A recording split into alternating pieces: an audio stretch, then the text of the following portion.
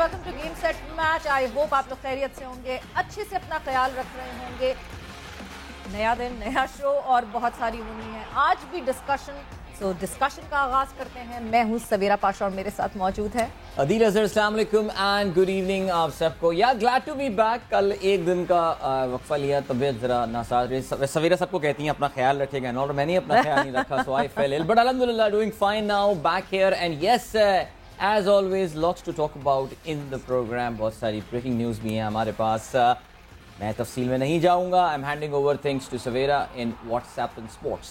बिल्कुल जी। WhatsApp in sports क्या है आज की ताज़ा तरीन खबर? तो सबसे पहले ताज़ा तरीन खबर है श्रीलंका के अगेंस्ट जो टेस्ट मैच, 2 टेस्ट मैच हमने खेलने हैं, उसके स्क्वाड का ऐलान हो गया। पीसीबी ने दोहराई श्रीलंका के लिए 18 रुकनी टेस्ट स्क्वाड का ऐलान कर दिया। यासिर शाह और सलमान अली आगा टेस्ट स्क्वाड में उनकी वापसी हुई है। इंजरी के बायस टेस्ट स्क्वाड से बाहर मोहम्मद नवाज जो हुए थे वो भी दोबारा टेस्ट स्क्वाड में शामिल हो गए हैं। ऑस्ट्रेलिया के खिलाफ 3 टेस्ट मैचेस में 4 विकेटें लेने वाले off spinner Sajid Khan drop हो गए।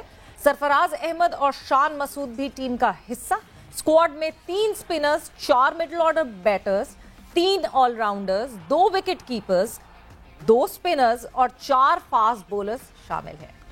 या वेरी बैलेंस स्क्वाड अनाउंस। इसका तज्जिया हम तफसील के साथ प्रोग्राम में आगे चल के करेंगे। इसके अलावा ये बताया चलें कि पाकिस्तान के इस दौरे श्रीलंका के शेड्यूल का भी ऐलान कर दिया गया है। इस टेस्ट सीरीज़ में सिर्फ 2 टेस्ट मैचेस शामिल होंगे। इफ यू रिकॉल, इसमें पहले ओडीआई सीरीज़ भी शामिल थी, लेकिन बाद में उसको इसके प्लान से जो है हटा दिया गया। पहला टेस्ट मैच गॉल में खेला जाएगा 16 से 20 जुलाई तक, जबकि दूसरा मैच 24 से 28 जुलाई तक प्रेमदासा स्टेडियम कोलंबो में खेला जाएगा।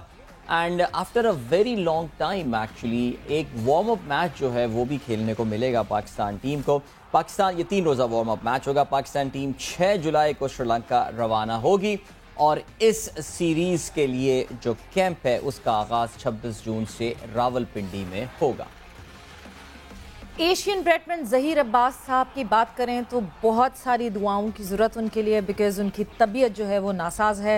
एशियन बैट्समैन ज़हीर अब्बास साहब गुर्दों की तकलीफ़ के साथ साथ नमूनिया का भी वो शिकार हो गए। नमूनिया का तबीयत बिगड़ने पर ज़हीर अब्बास साहब को लंदन के अस्पताल के आईसीयू में दाखिल कर दिया गया है। सांस लेने में मुश्किलात के बायस वो इस वक्त ऑक्सीजन पर हैं और उनकी हालत तशवीशनाक है। अहले खाना ने मद्दाओं से दुआ की अपील की है, तो आप लोग सबसे रिक्वेस्ट है कि बहुत सारी दुआएं करें हमारे इस बहुत इंपॉर्टेंट एसेट के लिए। आमीन सुमा आमीन। बढ़ते हैं श्रीलंका की जानिब। एक बार फिर श्रीलंका ऑस्ट्रेलिया के दरमियान सीरीज, ओडीआई सीरीज डिसाइड हो गई है। Sri Lanka has already won that series 3-1। Now अभी एक मैच खेलना रह गया है और amazing comeback by Sri Lanka without doubt. पहला ओडीआई वो हारे, लेकिन उसके बाद लगातार 3 मैचेस में उन्होंने कामयाबी हासिल की। कल का मुकाबला भी even though Sri Lanka put up very कहना चाहिए कि नॉर्मल सा टोटल उन्होंने जो है बोर्ड पे पुट अप किया। 259 चेस करने को दिया था ऑस्ट्रेलिया को। They manage to win that one by 4 run only. आखिरी गेंद पे जीतने के लिए 5 रन चाहिए थे ऑस्ट्रेलिया को। क्यूनमैन बैटिंग कर रहे थे, लेकिन वो उस ओवर में ऑलरेडी 3 चौके मार चुके थे, लेकिन आखिरी गेंद को बाउंड्री तक ना पहुंचा सके, बल्कि उन्होंने कैच दे बैठे। इस तरह ऑस्ट्रेलिया 4 रन से ये मैच हारा 3 दहाइयों के बाद। That's a very long time. Sri Lanka ने जो है वो शिकस्त दी है ऑस्ट्रेलिया को।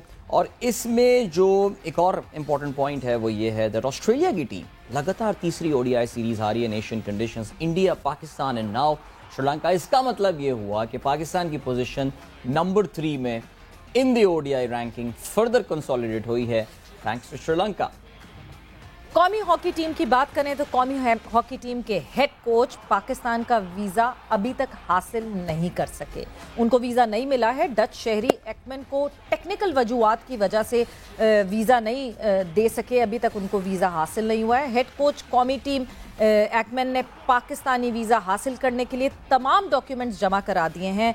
नीदरलैंड में मौजूद पाकिस्तानी एजेंसी से ताहाल, एम्बेसी से ताहाल जो है वो क्लियरेंस ना मिल सकी, तो उसका इंतज़ार है कि कब एक्मन को वीज़ा मिलेगा और कब head coach of Pakistan hockey team Pakistan travel कर सकेगा। So this was all from WhatsApp in sports. और आज की ताज़ा तरीन खबरें, जहां हमने ज़हीर अब्बास साहब का आपको अपडेट दी है उनकी तबीयत की, हम डायरेक्ट अपडेट अपने कोरेस्पॉन्डेंट से भी हासिल करेंगे कि इस वक्त क्या कंडीशन है उनकी, बिकॉज कल रात से ये सारी गुफ्तगू शुरू हो गई थी कि वो आईसीयू में हैं, और आज क्या करंट स्टेटस है वो बिल्कुल हम जानेंगे। बट क्योंकि आज हुआ स्क्वाड का ऐलान, तो उसके ऊपर भी हम डिस्कशन करेंगे, और डिस्कशन करने के लिए हमारे साथ मौजूद हैं क्रिकेट एनालिस्ट फवाद मुस्तफ़ा साहब। से उनको मैं खुशामदीद कहती हूँ। Welcome to the show. जी अस्सलाम वालेकुम सवेरा। वालेकुम अस्सलाम, कैसे हैं आप? जी अल्लाह का शुक्र। अच्छा, स्क्वाड का ऐलान हो गया। श्रीलंका के खिलाफ हमें 2 टेस्ट मैचेस खेलने, और जिस तरह इस वक्त टीम श्रीलंका ऑस्ट्रेलिया के अगेंस्ट, ठीक है शॉर्टर फॉर्मेट है, ओडीआई खेल रही है, बट श्रीलंका इस वक्त जो है बहुत पुरज़म हुई हुई है team, because they have nothing to lose. अपनी कौम को खुश करना है, जो हालात हैं वहाँ पे एक बहुत बड़ी मोटिवेशन होती है टीम के लिए कि हमारे एक अच्छी परफॉर्मेंस से हमारी कौम कितना खुश हो सकती है। सो जो ये स्क्वाड ऐलान हुआ है, any reservations that you have? मुझे लगता है कामरान गुलाम को भी होना चाहिए था, लेकिन वो सलमान अली आगा को ले दिया गया। स्क्वाड तो ठीक नजर आ रहा है, और जहां तक आपने श्रीलंका की आवाम को खुश करने का कहा, तो सूरत हाल हमारी भी उनके करीब ही है, तो हमारे लड़कों को भी उतनी मोटिवेशन मिली हुई है उस लिहाज से जितनी श्रीलंकन क्रिकेटर्स को है। उन्हें भी किसी न किसी तरह खुश रखना है कि दोनों साथ साथ ही चल रहे हैं बाकी सारी चीजों में भी। बिल्कुल जी। अस्सलाम वालेकुम फवाद साहब, अगर हम स्क्वाड पे नज़र डालते हैं, ज़ाहिर है कामरान गुलाम का आपने जिक्र किया, ऑफ कोर्स वो थिंक रिजर्व्स का पार्ट थे। अनफॉर्चुनेटली इतने रन्स वो बेचारे स्कोर करते आ रहे हैं, कायदे आज़म ट्रॉफी में हम देख रहे हैं, लेकिन टीम में वो जगह नहीं बना पा रहे हैं। इसके अलावा स्पिनिंग में भी बात करें तो मैं उसको यू टर्न तो नहीं कहूँगा, लेकिन यासिर शाह एक बार फिर से हमें नज़र आए हैं इसमें, और फिर जाहिद महमूद बगैर खेले टीम से चले गए। सो अब सही है, एक तो ये शोर भी काफ़ी हो रहा था कि यासिर को खिलाएं, लेकिन फिर वही बात आती है कि बेचारे बगैर खेले खिलाड़ी जो है वो ड्रॉप हो जाते हैं। इसकी क्या मंतक समझ में आती है? वैसे देखिए ये कोई पहली बार तो नहीं हो रहा। कितने सारे पाकिस्तान की अगर आप तारीफ उठाएंगे तो प्लेयर्स ऐसे हैं कि जो टीम का हिस्सा बने और वो बगैर खेले ही टीम से बाहर हो गए, और आज तक उनको भी पता नहीं है कि वो क्यों उन्हें ये चांस नहीं दिया गया और उन्हें बगैर किसी परफॉर्मेंस के बाहर कर दिया गया। जहां तक यासिर शाह का ताल्लुक है, तो इतने एक्सपीरियंस क्रिकेटर हैं, उनकी फिटनेस के हवाले से सवाल थे। फिर उन्होंने वनडे कप खेला, वनडे कप में बड़ा अच्छा परफॉर्म किया, फिटनेस उनकी मेरे ख्याल से बेहतर हो गई होगी, तो एक ऑटोमेटिक चॉइस बनते हैं जिस किस्म के वो बॉलर हैं और जितना कुछ उन्होंने पाकिस्तान के लिए किया है। सवाल ये जरूर बनता है कि जाहिद महमूद को पिछली सीजन में चांस मिलना चाहिए था, जो नहीं दिया गया। वो एक तरह से उनके साथ ज्यादती थी। बट अगर आप left arm leg spinner Nauman को साथ लेके जाना चाह रहे हैं, तो फिर वो होता ये है कि फिर आप कप्तान क्या चाह रहे हैं तो उसी हिसाब से रखा जाता है। तो शायद वो ऑलरेडी यासिर आ गए थे, तो उन्होंने कहा होगा कि जी मुझे लेफ्ट आर्म लेग स्पिनर चाहिए, तो उसके ऊपर यही हुआ होगा कि 2 लेग स्पिनर के बजाय 1 लेग स्पिनर के साथ जाना है। 2 टेस्ट मैचेस हैं, तो ऐसा इतना बड़ा इशू भी नहीं है। तो मुझे यही रीजन नजर आता है। लेकिन हाँ, ये जो आपने बात की वो बिल्कुल ठीक है कि ये हमारे यहाँ अक्सर होता चला आता है कि प्लेयर्स टीम में आते हैं और आते ही बाहर हो जाते हैं और पता भी नहीं चलता। कितने सारे प्लेयर मैं आपको गिना दूं कि जो इसी तरह से आए और चले गए। नहीं, बट रिसेंटली अभी जो है कैप्टन कोच दोनों की तरफ से ये क्लेम हुआ था कि बगैर खेले हम किसी भी प्लेयर को ड्रॉप नहीं करेंगे, बट इवेंचुअली शायद क्योंकि जिस तरह आपने भी कहा और ये अंडरस्टैंडेबल लगता है कि हाँ जी, क्योंकि यासिर शाह के लिए वापस जगह बनानी थी, तो नंबर ऑफ स्पिनर्स को फिर मैनेज करना था कि कितने स्पिनर्स खेले जाएं कितने नहीं। बट अच्छी खबर ये है कि शान मसूद आपको जो है वो दिख रहे हैं स्क्वाड में वापस। बहुत ज़्यादा बात हुई शान मसूद के बारे में, नॉट जस्ट इन काउंटी, उनकी परफॉर्मेंस जिस तरह डोमेस्टिक, इस दफ़ा डोमेस्टिक सीजन की जिस तरह परफॉर्मेंसेज आई हैं शान मसूद की, eventually we get to see Shan Masood in the squad, but would he be playing? हाँ, ये जरा मुश्किल है, लेकिन इतना हमारे देखने वालों को मैं बताता चलूं कि 2015 में जो हम सीरीज जीते थे, उसमें आपको याद होगा आप दोनों को कि जो 382 जो आखिरी टेस्ट में हमने चेस किए थे, उसमें शान के 125 रन भी शामिल थे और यूनुस को 171। तो वो एक बड़ी ऐसी याद है और बड़ा अच्छा है कि शान इस टीम का हिस्सा है, वो जा रहे हैं। अब देखना ये है कि उन्हें अपॉर्चुनिटी मिलती है नहीं मिलती। इनिशियली तो मुझे लगता है कि जो हमारे 2 ओपनर्स हैं उन्हीं के साथ जाया जाएगा और शान को शायद चांस मिलने इतना आसान ना हो। अब ये देखना है कि अगर एज अ थर्ड ओपनर भी आप खिला सकते हैं, वो देखना बनता है, क्योंकि मिडिल ऑर्डर तो ऑलरेडी नजर आ रहा है कि हमें मसाइल हैं थोड़े बहुत वहां पर। एब्सोल्युटली। अच्छा, स्पिन में एक चीज जो मेरे और जहन में आई है फवाद, वो ये है कि पाकिस्तान में स्पिन में रिजर्व का खाना खाली है बिल्कुल, यानी कि हम घूम फिर के फिर यासिर पे आ जाते हैं। बल्कि आप अगर एवरेज एजेस भी चेक करें, माशाल्लाह सब लेट 30s में हमारे ये जितने स्पिनर्स हैं वो इस वक्त बैठे हुए हैं। मेरे ख्याल से अगर पाकिस्तान क्रिकेट टीम के ओवरऑल स्ट्रक्चर की, हम उसके नॉमेनक्लेचर की बात करें, तो उसमें जो इस वक्त ये स्पिनिंग में नए टैलेंट का ना आना एक परेशान कुन सूरत हाल तो है इस वक्त पाकिस्तान क्रिकेट के लिए। क्या कहेंगे आप इस बारे में? देखिए ये हमारी एक बदकिस्मती है कि ऊपर बिल्डिंग को हम संभाल रहे होते हैं और नीचे जो स्ट्रक्चर या बेस जो है वो इतना स्ट्रांग हमारा नहीं है। आप देखिए बदकिस्मती, आप देखिए नुमान भी किस उम्र में जाके खेले, साजिद के रूप में आके खेले, और यासिर भी अपने एक सीरीज खेल ले, 2-3 सीरीज और निकाल ले। इवन जाहिद भी अगर टीम में आते तो वो भी किस उम्र में है। नीचे से कोई प्लेयर्स नहीं आ रहे। उसकी वजह ये है कि वो जो फर्स्ट क्लास क्रिकेट है उसमें आपके स्पिनर्स आ नहीं रहे, और वो बच्चे जो भी आजकल खेल रहे हैं वो T20 क्रिकेट बहुत खेल रहे हैं। और वजह यही है कि उसकी वजह से वो जो आपको टेस्ट क्रिकेट में स्पिनर्स चाहिए होते हैं वो चीज आ नहीं पा रही है, क्योंकि आप खेल ही नहीं रहे। और कैंप और बहुत सारा कुछ हुआ, लेकिन आखिर में फिर वही आता है कि यही प्लेयर जो पिछले 5-10 साल से खेल रहे हैं यही दोबारा टीम में आते हैं, तो कोई ऐसा लड़का नहीं आता कि जो आके इन्हें रिप्लेस कर सके। बातें तो हम बहुत बड़ी बड़ी होती हैं वीडियोस में, और जो भी हमारे कंसल्टेंट हैं जो क्रिकेट बोर्ड के साथ काम कर रहे हैं कि जी ये प्लेयर मिल जाएगा, वो प्लेयर मिल जाएगा, लेकिन वो T20 तक ही महदूद रहते हैं। जो टेस्ट क्रिकेट है उसमें हमें स्पिनर उस तरह से मिल नहीं पा रहे, ये एक सच्चाई है।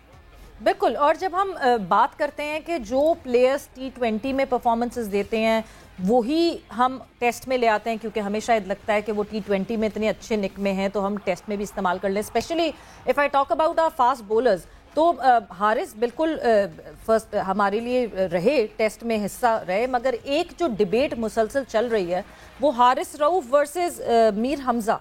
बिकॉज मीर हमज़ा का अगर मैं अभी भी दिस सीजन भी मैं डोमेस्टिक उठा के देखती हूँ, ही इज़ बीन ब्रिलियंट, और not just this time around, मुसलसल मीर हमज़ा जो है वो किए जा रहे हैं डोमेस्टिक में।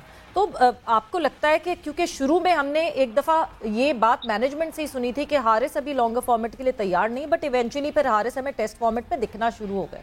सो what's your take on that? देखिए प्रॉब्लम हमारी ये सवेरा कि हम ना स्पीड गन लेके खड़े हो गए।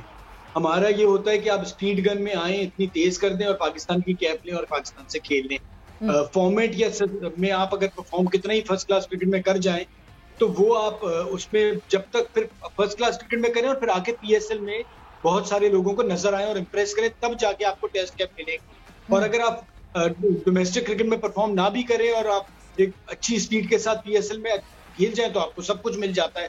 तो हमारा जो सिलेक्शन का क्राइटेरिया जो है ना वही कुछ ऐसा नहीं है। और अच्छी बात यह है कि हम जीत भी रहे हैं। जब आप जीत रहे होते हैं तो आपकी मर्जी है, जिसे चाहे खिला दें, जिसे चाहे बिठा दें। ये तो मसाइल उस वक्त आते हैं जब ऑस्ट्रेलिया इंग्लैंड का टूर होता है, वहां जाके पता चलता है। और सिस्टम के तहत तो सिलेक्शन होती नहीं है। सिलेक्शन तो ज्यादातर एक अंडर प्रेशर सोशल मीडिया के कह लें आप, या T20 क्रिकेट पे ही सारा कुछ होता है। और किसी प्लेयर का भी एक माहौल बनाया जाता है और वो उसके बाद वो टीम में आते हैं, टेस्ट कैप लेते हैं, चले जाते हैं। हारे से भी खेले, बहुत अच्छा पोटेंशियल है, बहुत ज्यादा टैलेंट है, लेकिन आप ये सोचें कि आपने एक विकेट कीपर को एक मिडिल ऑर्डर बैट्समैन के तौर पे खिलाया। इसका मतलब कहने का ये था कि मिडिल ऑर्डर बैट्समैन आपके आने बंद हो गए, तो आपको 2-2 कीपर खिलाना पड़ रहे हैं मिडिल ऑर्डर में। तो ये सब कुछ हम कर रहे होते हैं ना, तो हम अपने सिस्टम को तो खुद ही तोड़ रहे होते हैं। जीत जाते हैं तो इसमें बातें नहीं होती। फवाद साहब, लेकिन स्पीड गन की अगर आप बात कर रहे हैं तो हसन अली तो स्पीड गन में भी आजकल जो है ना वो कोई ज़्यादा इधर जो है ना कोई इस तरह कारकर्दगी नहीं दिखा पा रहे। पिछला पूरा साल से बहुत ही इनडिफरेंट का वर्ड कहना तो मेरे ख्याल से आई थिंक अब गलत बात होगी। It's not even indifferent performance, it's poor performance. I mean वो हमने उनको स्ट्रगल करते हुए देखा, it's showing in his body language. अभी रिसेंटली वेस्ट इंडीज़ वाली सीरीज़ में भी हमने ये देखा कि not even close to what he used to be, उसके बावजूद जगह रिटेन करने में कामयाब हो जाते हैं। और जैसे कि सवेरा ने मीर हमज़ा की एग्जाम्पल दी, सो हसन की इंक्लूजन से कोई हैरत हुई या यू वर लाइक कि नहीं भाई ये इस वक्त जो टीम के अरबाब इख्तियार है उनका बड़ा फेवरेट प्लेयर है तो ये तो कहीं नहीं जाता? देखिए अदिल, हमारा प्रॉब्लम ये हो रहा है कि हम अभी तक रियलाइज नहीं कर पा रहे कि 3 फॉर्मेट जो है वो क्रिकेट के डिफरेंट हैं। दुनिया ने उस हिसाब से अपने आप को संभाल लिया है और कंडीशंस के हिसाब से अगर आपके पास प्लेयर्स मौजूद हैं, किन कंडीशंस में कौन से बॉलर, कौन से बैट्समैन, कौन से स्पिनर्स हमारे यूजफुल रहेंगे और किस फॉर्मेट में, हमें कहीं ना कहीं ये आगे चल के बहुत जल्द फैसले करने पड़ेंगे और वो मुश्किल फैसले भी होंगे, लेकिन हम असल में फेयर और ऑनेस्ट फैसले कर नहीं पा रहे होते तो फिर हम यही कुछ कर रहे होते हैं। हसन पे मुझे भी कोई डाउट नहीं है, उसमें बहुत पोटेंशियल है। काउंटी क्रिकेट अभी गया था, बड़ा अच्छा वहां पर खेला, लेकिन पाकिस्तान क्रिकेट से वो परफॉर्म नहीं कर पा रहा, वो स्ट्रगल कर रहा है। तो हमें देखना है कि हमें उसे कहाँ खिलाना है, कहाँ बिठाना है, क्या कराना है, तो हम ये समझ नहीं पा रहे होते। अच्छा, हम जब समझ नहीं पा रहे होते तो हम कुछ लोगों को हम खिलाते नहीं है, वो ज्यादती कर देते हैं, कुछ लोगों को ज्यादा खिला देते हैं, वो ज्यादती कर देते हैं। तो इसमें कहीं ना कहीं हमारी गलतियां हैं। तो हम एक रियलाइज करें, सारे बैठ के एक साथ बैठे कि जो 3 फॉर्मेट हैं उनके 20-20 अलग प्लेयर निकाल लें। 2-4 प्लेयर ही ऐसे निकलेंगे कि वो जो तीनों फॉर्मेट में फिट होते हैं, अगर तो हमने हर फॉर्मेट में टॉप पे रहना है, वरना इसी तरह से तीसरे, चौथे, पांचवें नंबर पे चलता रहेगा। बट खैर वो यही है कि जब भी स्क्वाड अनाउंस होगा कुछ लोग खुश होंगे, कुछ लोग खुश नहीं होंगे। कभी हमें होगा ये प्लेयर नहीं खेला, ये प्लेयर नहीं खेला। बट फवाद साहब, एक चीज़ मैं बहुत रेगुलरली जिस पे बात करती हूँ कि हमारे यहाँ एक बहुत बड़ा जो इशू है वो रोटेशन पॉलिसी का इशू है कि कब किस प्लेयर को रेस्ट कराना है और कब आपने अपनी बेंच साथ साथ तैयार करनी है। ऑब्वियसली अभी तो इस वक्त हम श्रीलंका जा रहे हैं। This would be the last test series जो कि हमारी इस वर्ल्ड टेस्ट चैम्पियनशिप की साइकिल में होगी। And if I am not wrong, हम अभी 5th रैंक्ड हैं, तो हम चाहेंगे कि हम इससे बेहतर ही रहें और इससे कम हमारी पोजीशन ना हो। बट अगर अब ये सारी चीज़ें साइड पे रख के और ये बात करूं कि क्या एक स्ट्रॉन्ग 11 आपको लगता है कि हम इस पूरे स्क्वाड से बना के निकाल सकते हैं, लाइक एवरी बॉक्स टिक होंगे? देखिए, टीम ऐसी है कि इनमें से 11 तो आप अच्छे निकाल सकते हैं, लेकिन जो आप बात कर रही हैं रोटेशन पॉलिसी के हवाले से, हमारी कोई रिटन रोटेशन पॉलिसी नहीं है जो बहुत जरूरी होती है कि जिसके बेसिस पे हर बंदे को पता हो। क्योंकि रोटेशन पॉलिसी पे माजी में ऐसा हुआ है कि कुछ लोग बेचारे गए हैं और दोबारा वो सफेद पाकिस्तान की किटिंग नहीं पहन पाए। तो उसमें हमें थोड़ा सा ऑनेस्ट होना पड़ेगा और उसको राइटिंग में लाना होगा कि क्या क्राइटेरिया होगा, किस वजह से आपको रेस्ट कराया जाएगा और किस वजह से आप वापस आ सकेंगे। और टीम अच्छी है, एक आध प्लेयर तो ऊपर नीचे हो जाता है, लेकिन ओवरऑल टीम ठीक लग रही है। हाँ बिल्कुल, और इसमें कुछ लोगों की बड़ी तसल्ली होगी सरफराज का नाम एक बार फिर से देख के। नेचुरली सरफराज, जिस तरह हम शान की बात कर रहे हैं फवाद साहब, वो भी Sarfaraz might not be able to make it to the playing 11, लेकिन बहरहाल फिर भी इज देयर। सो सरफराज की इंक्लूजन एज अ बैकअप ही थी, उनका यही रोल है इस वक्त। बिल्कुल, बट सरफराज की इंक्लूजन का जवाब जो है वो हम आपसे बिल्कुल अभी हासिल करेंगे। बट एक ब्रेक पर जाएंगे, एक क्विक ब्रेक पर जा रहे हैं। यूं गए और यूं आए।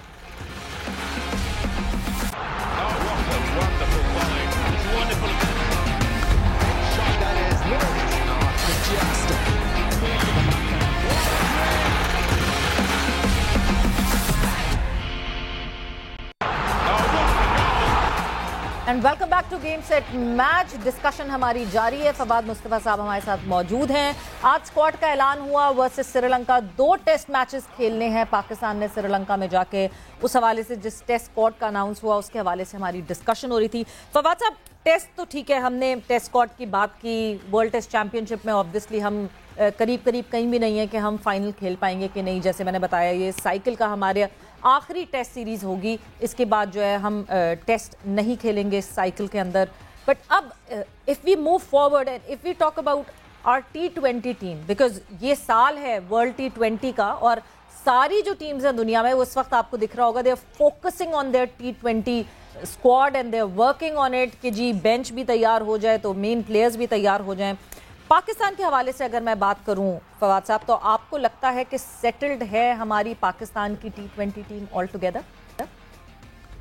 देखिए, हमारे बैटिंग के इश्यूज है। पहले तो अदील जो सरफराज की बात कर रहे तो सरफराज जो मिडिल ऑर्डर में आपने अगर उन्हें खिलाना है टेस्ट मैच में, तो वो हारिस से बेहतर था कि आप उन्हें टेस्ट वनडे स्क्वाड में रखते। वो आपने गलती की और इस तरह से पाकिस्तान कैप नहीं बांटनी चाहिए। जहां तक आपने बात की T20 का, तो आप देखिए प्रॉब्लम ये आ रही कि यूएई में जो हम खेले थे और सेमीफाइनल तक पहुंचे थे, तो वो कंडीशंस हमें सूट करती थी। 150-60 में आप मैच जीत जाते थे या बचा लेते थे। ऑस्ट्रेलिया में आपको 190-200 करने पड़ेंगे।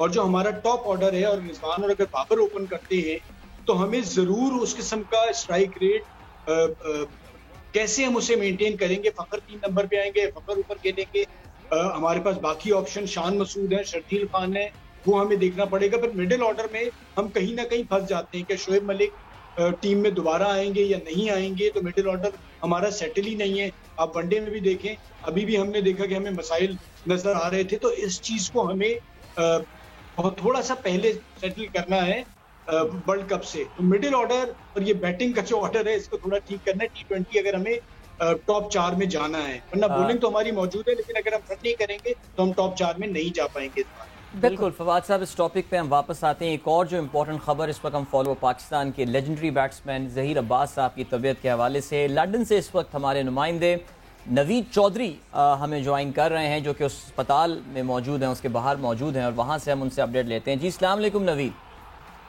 वालेकुम अस्सलाम सर। नवीद बिल्कुल मैं जी जी जी प्लीज़ अपडेट आपके पास जो हो ज़हीर साहब की तबीयत के हवाले से। जी बिल्कुल, मैं इस वक्त सेंट मैरी हॉस्पिटल के बाहर मौजूद हूँ, बल्कि हम वो जो हॉस्पिटल का 9वां फ्लोर है वहाँ पर वो एडमिट हैं। इंतहाई निगहदाश्त यूनिट में उनको रखा गया है। हमने अभी विजिट भी किया है, ऊपर जाकर कोशिश किया कि उनके साथ मुलाकात करें, लेकिन ज़ाहिर है उनकी फैमिली की प्राइवेसी है, उन्होंने मना कर रखा है कि कोई भी जो है वो उनसे बाहर का जो आदमी है वो ना मिल सके। पिछले 4 दिनों से इस सेंट मैरी हॉस्पिटल में उनकी तबीयत जो बिगड़ने की सूरत में उनको शिफ्ट किया गया था। बताया यही जा रहा था, जो पहले दुबई में जब थे तो उनको कोविड-19 से वो अफेक्ट हुए, वहां पर उनको जो है वो उन्होंने रिकवर किया। रिकवर करने के बाद जब वो बरतानिया पहुंचे तो उनके किडनी में प्रॉब्लम जो है वो नोटिस किया गया। उसके बाद हॉस्पिटल लाया गया। हॉस्पिटल वालों ने जब उनके एग्जामिनेशन टेस्ट वगैरह किए तो उनके जो है फेफड़ों के खास तौर पर जो है उसके बीमारी ने काफी जो है वो असरअंदाज थी। तो डॉक्टर ने फौरी तौर पर जो है उनको यहाँ पर एडमिट करने के लिए कहा। तो डायग्नोज जो हुआ वो नमूनिया का डॉक्टर ने बताया, और उनको तमाम वो तिब्बी इमदाद दी जा रही हैं जो एक मरीज को देनी चाहिए। इसीलिए उन्होंने जो है तमाम उन लोगों को निगहदाश्त जो इंतहाई ICU होता है उसमें जाने की इजाजत नहीं दी जाती, तो उनको दवाइयाँ और मेडिकेशन और तमाम वो बुरे कार लाए जा रहे हैं जिससे उनकी सेहत जो है वो बेहतरी की तरफ जाए। उनकी फैमिली ज़राए का कहना है कि अभी उनकी जो तबीयत है उनमें बेहतरी अभी तक इतनी नहीं आई कि वो तसल्ली बख्शो, लेकिन उन्होंने कहना है कि दुआएं करें उनके लिए। इस वक्त भी उनके साथ जो है उनकी फैमिली इस इंतहाई जो निगहदाश्त यूनिट है ICU में मौजूद है, और उनकी इंतहाई केयर की जा रही है, मेडिकेशन भी दी जा रही है। डॉक्टर जो है वो दिन में 3 से 4 मरतबा उनका मुआयना कर रहे हैं। बल्कि अगर आप ये भी कहें तो उनके जितने भी ब्लड टेस्ट और एक्सरे रिपोर्ट्स हैं वो भी इस 4 दिनों में 3 बार जो है वो रिपीट की गई हैं। बट नवीद साहब, फैमिली का नवीद साहब क्या कहना है कि पिछले 4 दिन जब वो एडमिट हुए थे, जब से अब तक इम्प्रूवमेंट आई है? देखें, फैमिली से आज जो है अभी थोड़ी देर पहले हमने कोशिश किया कि हम अंदर जाएं, उनकी फैमिली से बात करें, उनको देखें, लेकिन जो इब्तदाई मालूमात है अभी तक उनकी तबीयत बदस्तूर जो है वो ख़राब है। जो मेडिकेशन दी जा रही हैं, डॉक्टर कोशिश कर रहे हैं कि उनकी तबीयत में जो है वो बेहतरी आ सके, क्योंकि नमूनिया एक ऐसी मूजी मर्ज है जिसको जो है वो रिकवर होते भी कुछ टाइम लगता है। जब डॉक्टर से प्राइवेट से बात की तो उनका कहना था कि उसको कुछ टाइम लगता है रिकवर होते होते। तो यकीनी बात है कि हम भी दुआगो हैं इंशाल्लाह कि अल्लाह ताला उनको सेहत याबी अता फरमाए और उनको सेहत याब करे। कौमी हीरो हैं। इस वक्त जो है उनकी कोई फैमिली जो है वो कोई कंफर्मेशन नहीं दे रही, ना ही वो कोई मालूमात। जी बहुत शुक्रिया नवीद साहब, थैंक यू सो मच। दुआ गो हैं पाकिस्तान के legendary batsman, legendary cricketer Zaheer Abbas साहब की दुआ के लिए। आपसे अपडेट भी हम लंदन से लेते रहेंगे तवातुर के साथ। सो ये थी अपडेट जी ज़हीर अब्बास साहब के हवाले से। और ज़ाहिर है सिचुएशन जैसे कि हमें बात करते हुए अंदाजा हो रहा है, still critically, still there in the ICU। ज़ाहिर है फैमिली ऐसे मौक़ों पे कम से कम इंटरैक्ट कर रही होती है, लेकिन of course as I said we are all praying for his good health। बिल्कुल, एंड इट्स बेटर कि हम ऑब्वियसली फैमिली को डिस्टर्ब ना करें ऐसे मौके पे। बट आप लोग सबसे ये रिक्वेस्ट है कि please pray for Zaheer Abbas sahab, and I hope कि ही गेट्स वेल सून और जल्दी से सेहतयाब होकर जो है वो पाकिस्तान लौटें। So moving back to the discussion, because ये हमने आपको अपडेट दी ज़हीर अब्बास साहब के हवाले से, जो कि इस वक्त लंदन के हॉस्पिटल में एडमिट हैं ICU में। Coming back to Fawad Mustafa sahab हमारे साथ इस वक्त मौजूद हैं। और फवाद साहब, आपसे हम सरफराज की तो हमने डिस्कशन कर ली थी, और अब हम T20 की डिस्कशन पे जो है वो वापस आ गए थे। सो हम फवाद साहब, I know it's way too early, अभी वर्ल्ड T20 में अच्छा खासा टाइम है, बट हम 11 बनाने की कोशिश कर रहे थे कि क्या करेंगे इस 11 अगर हम बनाते हैं तो बिल्कुल आपने सही कहा कि मिडिल ऑर्डर के वोज एक हमें सबसे ज़्यादा जो मेजर हैं वो मिडिल ऑर्डर के वोज हैं। देन ओपनिंग में बाबर और रिजवान का स्लो ओवर रेट हमें बॉदर करता है, मगर क्या ऑस्ट्रेलिया जाके ये और ज़्यादा बॉदरेशन हो जाएगी कि नहीं होगी? सो अगर मुझे पता है ये बहुत एक स्नैप ऑफ टाइम में मैं आपसे ये पूछ रही हूँ, बट अगर हम बात करें कि 11 अगर आप जहन में बनाएं कोई, तो क्या बनाई जाए 11? देखिए सवेरा मसला सारा ये है कि हमें ये देखना है कि T20 क्रिकेट स्पेशली ऑस्ट्रेलिया वगैरह में स्ट्राइक रेट बहुत काउंट करता है। बिल्कुल। किसी भी प्लेयर में मैं नहीं कह सकता, ना आप ना हम सब सारे, कि पोटेंशियल नहीं है। हमने देखना ये है कि उस कंडीशन में वहां पर जाके कौन हमारे लिए बेहतर परफॉर्म कर सकता है, और हमें अगर एक टारगेट 200 रन बनाने हैं 120 बॉलों पे, तो वो कौन कौन से प्लेयर ऐसे हैं कि जो हमें बनाने में मदद कर सकते हैं। और पीछे का बॉल बड़ा अच्छा खेलना होता है, उसमें हर प्लेयर अच्छा नहीं खेल सकता। अब देखें आप, शर्जील की कितनी फिटनेस है, शान मसूद बड़ा अच्छा T20 में खेलते रहे हैं, फखर, ये 3 प्लेयर ऐसे हैं कि इनमें से 2 को मेरी नजर में ओपन करना चाहिए। बाबर 3 नंबर पे भी आके खेल सकते हैं, रिजवान दरमियान में भी एडजस्ट हो सकते हैं, या फिर रिजवान या बाबर ये तय हो जाए कि जी जो भी स्ट्राइक रेट रिक्वायर्ड है कि अगर हमने 6 ओवर में 60, 65, 70 रन करने हैं तो करने हैं। अगर ये करके दिखा सकते हैं तो अच्छी बात नहीं है। बाज़ वक़्त तो 6 ओवर में 70, 80 रन भी बन जाते हैं। तो इसको इस तरह से प्लान करके लेना पड़ेगा। फिर खुशदिल के साथ हमने जाना है। इफ्तिखार ऑस्ट्रेलिया में खेले थे, बुरा नहीं खेले थे। हम मसला ये करते हैं कि हम जब तक इवेंट होता है उससे 5-10 दिन पहले तक यही सोच रहे होते हैं कि टीम हमारी खेलनी क्या है। अगर तो हम पहले से प्लान कर लें और हम बता देंगे जी ये 20 करें, बढ़ते इन्हीं में से हमने खिलाना है, या ये 25 हैं इसी में से, तो हम उनको भी आसानी में ले जाएंगे और खुद भी बेहतर सोचना शुरू कर देंगे। हम आखिरी दिनों में सारी प्लानिंग को लेके जा रहे होते हैं, जो क्योंकि फवाद साहब हमारे पास मार्जिन नहीं है। हम अभी ये 2 टेस्ट खेलेंगे, उसके बाद हम नीदरलैंड्स जाके 3 ODIs खेलेंगे, फिर जाके हमें मौका मिलेगा कि हम एशिया कप में T20 फॉर्मेट खेलेंगे।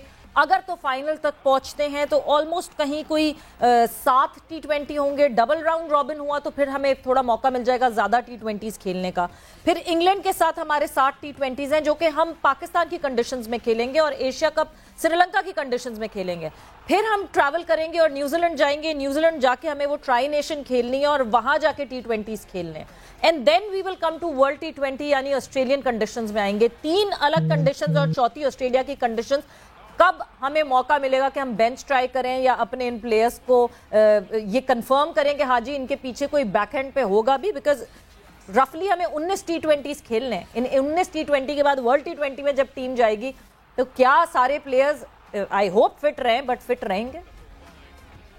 देखिए, मैं बात जो आपने की ना, ज्यादातर हमारे एशियन कंडीशंस में मैचेस हैं और हमने जाके ऑस्ट्रेलिया में खेलना है, तो हमें जो ऑस्ट्रेलिया में खेलने वाले प्लेयर नजर आ रहे हैं उन्हीं को यहाँ पर अपॉर्चुनिटी देनी है और उस माइंडसेट से खेलना है कि वहां किस किस्म की बैटिंग रिक्वायर्ड होगी, हमें किस तरह का स्ट्राइक रेट मेंटेन करना होगा। हार और जीत से हटके हमें उस किस्म की पॉजिटिव क्रिकेट खेलनी होगी। अगर तो हमारा गोल हमारा एक गोल है कि हमने वर्ल्ड कप जीतना है। अगर हमने छोटी सोच के साथ जाना है कि जी ये सीरीज जीत ले, वो सीरीज जीत ले, तो ठीक है, फिर अब एक डिफरेंट कॉम्बिनेशन उसी कंडीशंस के हिसाब से आप खिलाते रहे। लेकिन तो आपका टारगेट ये है कि इस चीज के साथ हमने एशिया कप जीतना है और हमने वर्ल्ड कप जीतना है, तो फिर आपने वही एक टीम बनानी है और लड़कों को खिलाना है। चेंजेस ज्यादा नहीं करना। हमने हमेशा वर्ल्ड कप से पहले 2-3 चेंजेस एकदम से कर दी और फिर आखिर में आके यही होता था कि हम तैयार ही नहीं थे। तो जो भी हमारी टीम है, जो हमारा टीम मैनेजमेंट है, कोच है, कप्तान है, सिलेक्शन कमेटी है, सारे साथ बैठ जाएं और ये जो 18-19 मैचेस हैं इनको देख लें कि किस हिसाब से हमारे पास कौन से प्लेयर मौजूद हैं। फिटनेस के मसाइल तो आएंगे, ये तो कुछ पता नहीं कि एक दिन बाद कौन सा प्लेयर चला जाए, तो सबका एक बेंच भी थोड़ा सा स्ट्रांग होता है, तो 20-25 लड़कों का एक पूल तो आप बना सकते हैं ना, उसमें से आप खिलाते रहे। तो ये हमें प्लानिंग हमारी जो है ना, वो अगर अच्छी होगी तो हम बेहतर भी कर सकते हैं। पोटेंशियल हमारे पास मौजूद है। अब सारा खेल ये है कि हम खिलाते कैसे हैं और हम खेलते कैसे हैं। ये हमारा बिल्कुल। इसमें जाके हम फंसेंगे। अग्रेसिव स्ट्रैटेजी की बात है जी, अपने शॉर्ट टर्म गेन के बजाय हमें long term and long term world cup right now. अच्छा डिस्कशन हुआ, इस डिस्कशन को हम कंक्लूड भी करेंगे आगे चल के। We have little time left. Fawad sahab हमारे साथ मौजूद होंगे। अभी फिलहाल हमें ब्रेक की जाने पड़ना है and will catch you at the other side of this. Keep watching game set match.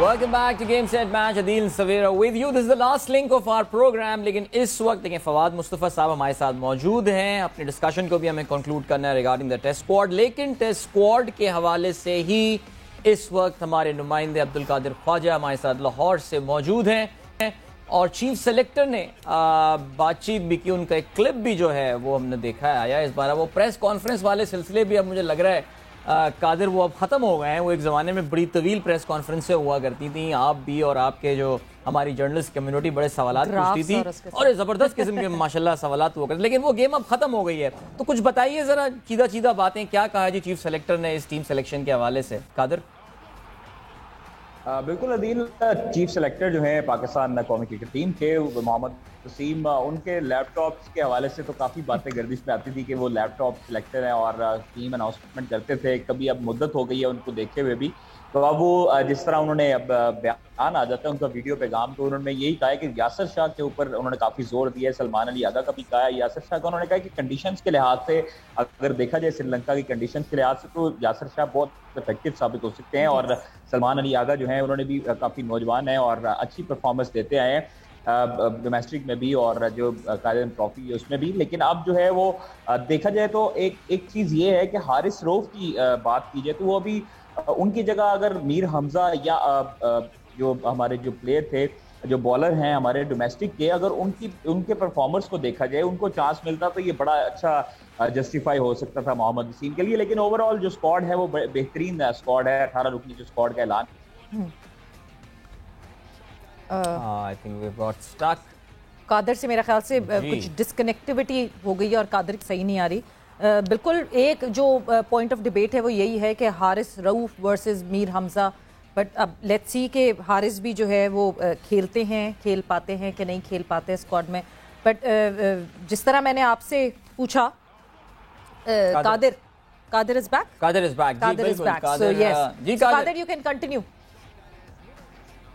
देखिए, मैं ये कह रहा था कि मोहम्मद अब्बास और जो मीर हमजा है उनके साथ हमने काफ़ी नाइंसाफ़ी होते हुए देखी है। मोहम्मद अब्बास काफ़ी अच्छे बॉलर हैं, चाहे उनकी स्पीड जो है वो काफ़ी थोड़ी सी स्लो है। मीर हमजा बड़े इफेक्टिव साबित हो सकते थे इस कंडीशन में क्योंकि उनके पास काफ़ी तजर्बा है डोमेस्टिक खेलने का और उन्होंने परफॉर्मेंस भी दी है। देखिए, हमारे जो बॉलर्स हैं, जिस तरह ताबिश खान इतनी ज़्यादा उम्र में जाकर और फिर उसको टीम में शामिल किया गया और उसको फिर बाहर कर दिया गया, ये नाइंसाफी थोड़ी सी खत्म करनी चाहिए और पाकिस्तान क्रिकेट बोर्ड के जो बड़े हैं उनको भी देखना चाहिए कि नाइंसाफी किसी प्लेयर के साथ नहीं होनी चाहिए। अब ये हारिस रऊफ जो हैं, हारिस रऊफ को नो डाउट उन्होंने परफॉर्मेंस दी है शॉर्ट फॉर्मेट ऑफ क्रिकेट में, लेकिन जो चीफ सिलेक्टर हैं उनको थोड़ा सा ध्यान डोमेस्टिक की तरफ भी देना चाहिए। इस तरह अगर हारिस रऊफ या किसी भी और को आप जो है वो T20 और वनडे के ऊपर बलबूते में चांस देंगे टेस्ट मैच में, तो वो तो उनकी तरफ से तो कोई इशू नहीं होगा। लेकिन जो बाकी डोमेस्टिक के जो हमारे बॉलर्स हैं जो परफॉर्मेंस देते आ रहे हैं काफी अरसे से, उनके साथ नाइंसाफी और वो बेचारों के दिल में जो ये बात और ये डर बैठ जाएगा कि ये हमें डोमेस्टिक के परफॉर्मेंस पर मौका नहीं दिया जाता, तो ये चीफ सिलेक्टर को थोड़ी सी देखनी चाहिए थी। और ये उन्होंने जो सलमान कादिर, आपने मीर हमजा की बात की, मीर हमजा पे तो डेफिनेटली डिबेट हो रही है, बट एक दूसरा पॉइंट ऑफ व्यू जो कि मोहम्मद अब्बास के ऊपर आ रहा है वो ये आ रहा है कि जो कंडीशंस हैं वो मोहम्मद अब्बास को सूट नहीं करती। Mohammad Abbas usually English conditions में ज्यादा इफेक्टिव होते हैं, तो ये भी तो एक पॉइंट ऑफ डिस्कशन है। तो मे बी यहाँ पे शायद चीफ सिलेक्टर साहब को अब्बास के एटलीस्ट उस पर डिफेंड किया जा सकता है। देखिए, अब्बास के हवाले से जो हमने पहले भी खबरें ब्रेक कर चुके हैं कि चेयरमैन जो पाकिस्तान क्रिकेट बोर्ड हैं वो थोड़ा सा उनको कॉन्फिडेंस नहीं है मोहम्मद अब्बास पर। मोहम्मद अब जो है वो उनके साथ गुफ्तगू भी कर चुके हैं, उनको कह भी चुके हैं कि अपनी थोड़ी सी स्पीड मेंटेन करें, अपनी थोड़ी स्पीड बढ़ाएं।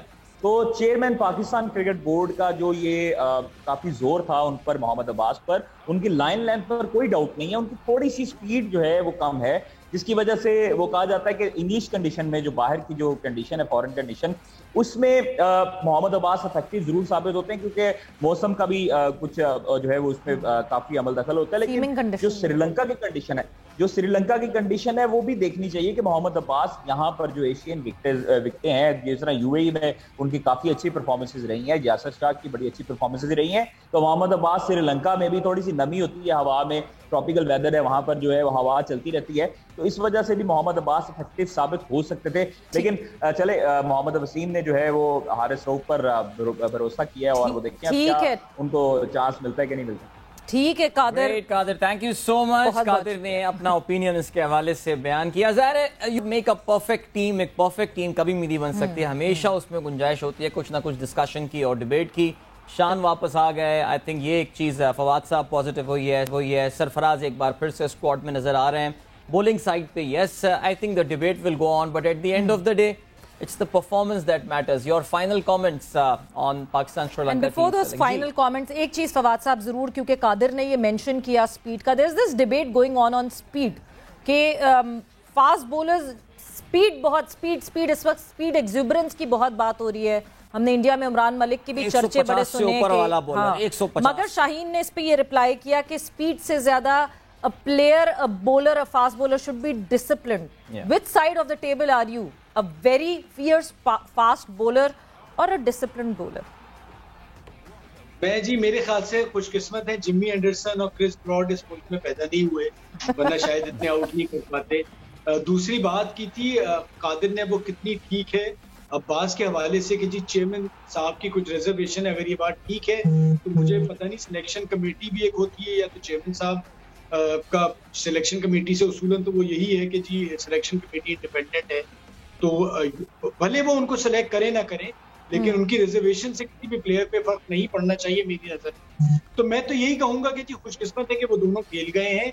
हमारी यहाँ बदकिस्मती यही हो रही है कि हम मोहम्मद आसिफ की वीडियो तो बहुत एंजॉय करते हैं, लेकिन किसी एक आदमी ने ये कहा नहीं, हर आदमी निकाल के लाता है स्पीड गन से, तो आप भी खड़े हो जाए, कोई ना कोई प्लेयर ढूंढ के ले आएंगे। Absolutely. Thank you so much Fawad साहब, thank you. We have just run around out of time। बहुत शुक्रिया आपका टाइम निकालने का, पूरे शो में हमारे साथ आज रहा, बहुत अच्छा डिस्कशन रहा। पाकिस्तान के दौरे श्रीलंका के स्क्वाड सिलेक्शन के हवाले से उसका शेड्यूल भी सामने आ गया है, सो इंशाल्लाह we'll keep discussing about cricket and non-cricketing stuff as well। इंशाल्लाह दिल और सवेरा एक बार फिर से कल आपकी खिदमत में हाजिर होंगे with Game Set Match। Till then, goodbye and Allah Hafiz। That is not just